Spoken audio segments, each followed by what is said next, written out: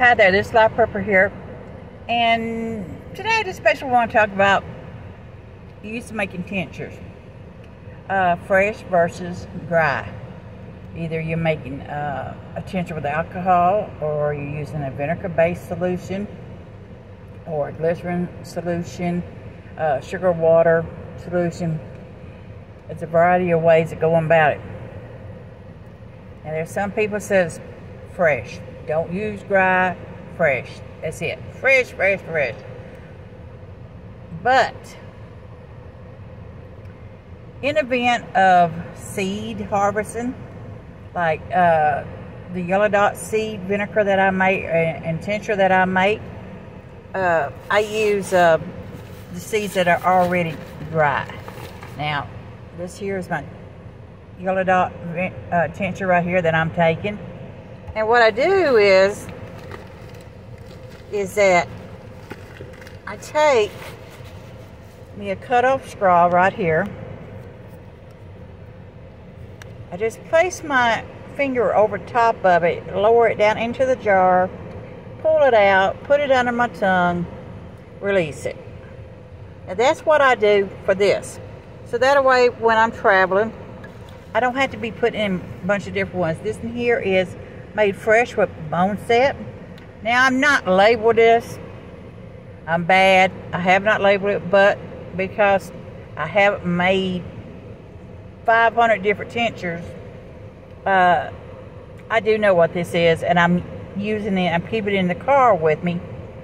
So when I kind of feel crappy, I take a dose of it to aid in making me feel better. But the difference between fresh and dry. People swears by fresh, some swear by dry. Using the fresh when you're harvesting it is set it to the side for a little bit and allow its house gas to leave. You want to get rid of the house gas. You want to check for anything that's bad spots or eggs, you know, things in that area before you put it in the jar. I usually press down about a half a jar when I'm making it fresh. This here this is full. I'm hoping you can see. It's pretty dark now, but it is. I press these leaves down and flowers down in this jar halfway down. So as the alcohol absorbs it in there and everything, that it will begin to expand. Now, people tell you to fill it all the way to the top, not to put air in it. Basically what I do is I turn around and I usually leave a little bit on the top to allow for the expansion of the herb. And then I go back later and top it off with a little more alcohol, is what I do. If I remember, sometimes I forget. So the benefits of the fresh is that you've still got all the fresh product in it. The juices, as you could say. If you're using wild lettuce, and it's still got the milky substance that you're looking for, the benefits of it being fresh is that you got all that milky substance in it that leaches into the tincture. So, and the same with this bone set. I'm using Everclear, but if you don't want to use Everclear and you prefer brandy or vodka or whatever, the percentage rate is what you got to think about. Like in vodka, say it's 100%. Well, that's roughly 50% alcohol and 50% water. So you have to laugh at, but this stuff will last for years and years and years. And what you can do is just, you know, keep it sealed up and airtight and everything. So it depends on how much you make of it. Now, people claim it's more potent, better to use fresh, but also, on the other coin, when you flip it over, people swear by using dry herbs. Now, some people cannot get the fresh herbs. They live in an area where they're not able to get fresh herbs. They may be living in a desert area, or they may be living in a area that does not have those.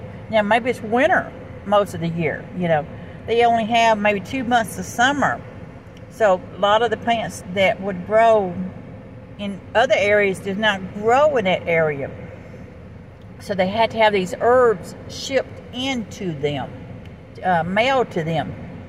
So for the dry herbs, when you harvest and you put when you put your dry herbs in there, you gotta allow the absorption rate. You gotta allow it to swell up. You gotta allow the alcohol would go. It's a dehydration product. When you're dehydrating anything, when you're drying anything, you're reducing the volume. It's like when you are taking powdered eggs and you're adding water to it, and the powdered eggs begin to absorb. If you're taking dehydrated peppers and onions and carrots or whatever, a dry soup mix, and you add water into it and let it absorb, it will rehydrate again because it absorbs it up. There's people, the fresh ones feels that the dry product is not as strong. For some people, they don't want it super strong. But here's a way around it. In the event that you got to order your dry herbs, say you want to order 2 ounces. Well, you can take that 1 ounce and put it in your jar and do the first step on your tincture. Now, this is time consuming. People say 4 weeks, some say 6, some say 8 weeks.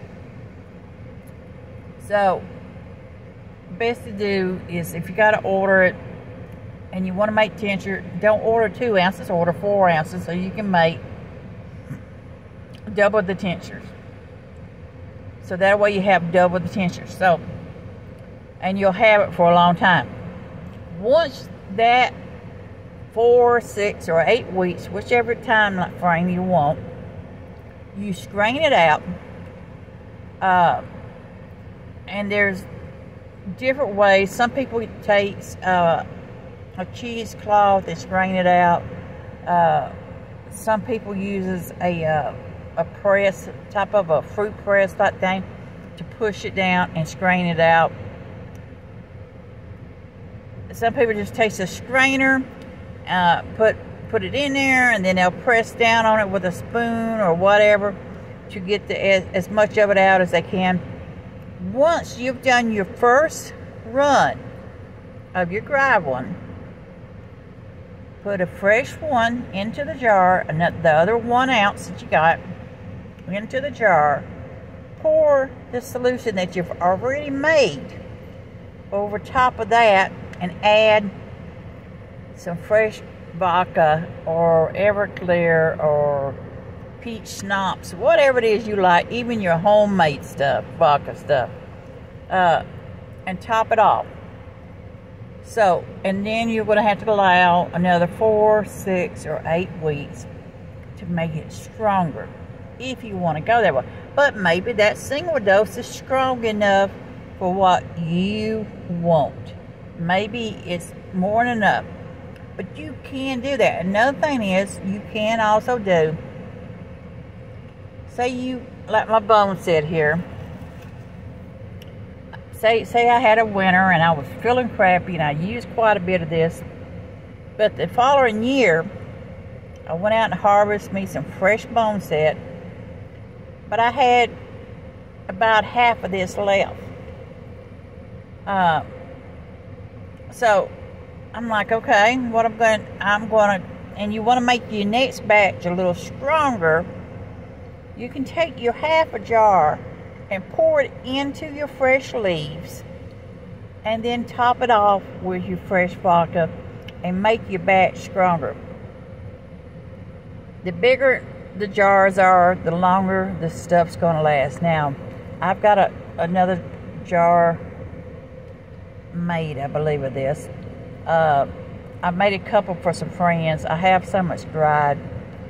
And so, if you want to go that route, you can top it off. And like I say, if you got to, say you made 2 jars of these, whether it's dry or fresh, and you have a half a jar left of one of them, and you just want to pour it off into the other mixture and top it off and make it a stronger batch, you can. That's your option. I'm using seeds for some of my tinctures, so I'm harvesting them when they're dry. All the health benefits of the plant goes into the seeds. A lot of people does not realize that. It's like with the yellow dot, it's loaded with health benefits. Burdock seeds. As the plant goes in its last year of its stage, all the nutrition goes to the seeds. The root depletes itself, the leaves depletes itself, everything goes into the seeds. So all the benefits is in the seeds. So the choice is really up to you. You can make your mixture stronger, but also you got to be responsible, because there is plants out there that's very good, has many benefits, but they have a toxic level to them. They can have a hallucinant level to them. They're very potent, so you have to be responsible on how much you take. Any of the tinctures, you got to be responsible. You can't overtake it. Some of them, if it says 1 drop, until you can build your tolerance up, you do 1 drop. You don't go in there and do 8 drops, 10 drops, 12 drops. You could risk making yourself very sick. The benefits over the fresh and the dry, I see benefits in both of them. Drying you up a bunch of herbs to have on hand in case something happens and you need, for whatever reason, you need them to make teas with, to make other tinctures with. You want to make an oil infused with it. You want to add, make a cough syrup base, a honey base with it. You know, for your sugar, and you want to make a cough syrup base with it. Having the dry herbs on hand is always a plus, because you never know what's going to happen. Something could happen tomorrow, and let's hope it don't, but just say it does, and you've seen what happened during the virus. People's running to the stores are getting emptied out, it's getting depleted. People's freaking out.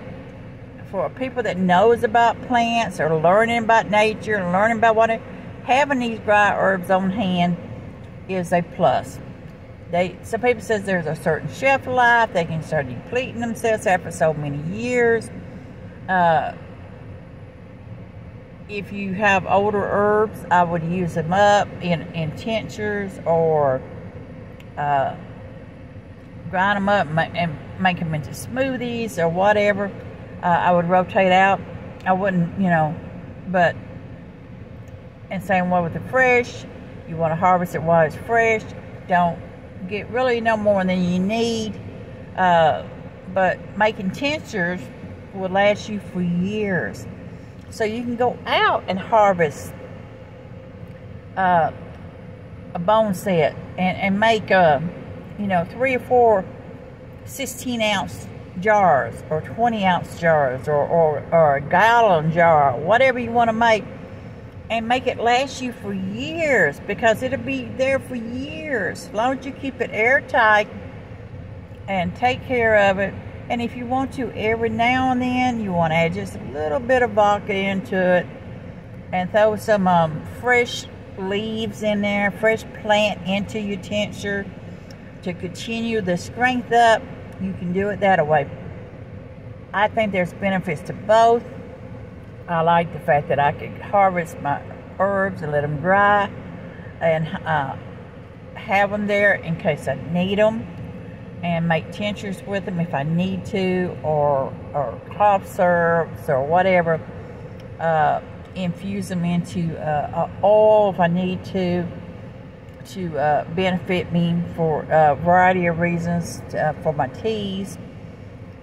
So the choice is really more up to you. If you're harvesting fresh, be responsible. Don't really harvest no more than what you need. Now, if you're harvesting to sell, still be responsible. If you're harvesting for a barter system, still be responsible. If you are harvesting for whatever reason, and depends on the plant on what you're harvesting. If you are acquiring dry herbs, make sure you get it from somebody you can count on, that's really being responsible on what they're having, and stocking it up. If you're getting the dry herbs to make the tinctures, make sure you get enough that you can make you 2 or 3 tinctures with it, a good sized tincture with it or whatever, to last you for a number of years in any situation. So it's mixed views on it. Dry herbs, I would double infuse it if you want to make certain you get the strength that you got. Fresh herbs, you really don't need to, but every so often you can still turn around and transfer some of your leftover tincture into a fresh batch and re-strengthen it up, make it a little stronger for your own look. So there's benefits both. So this is a Life Prepper here, part of the Jones Seed series, saying be safe, be happy, bless you all, and be responsible and think about nature.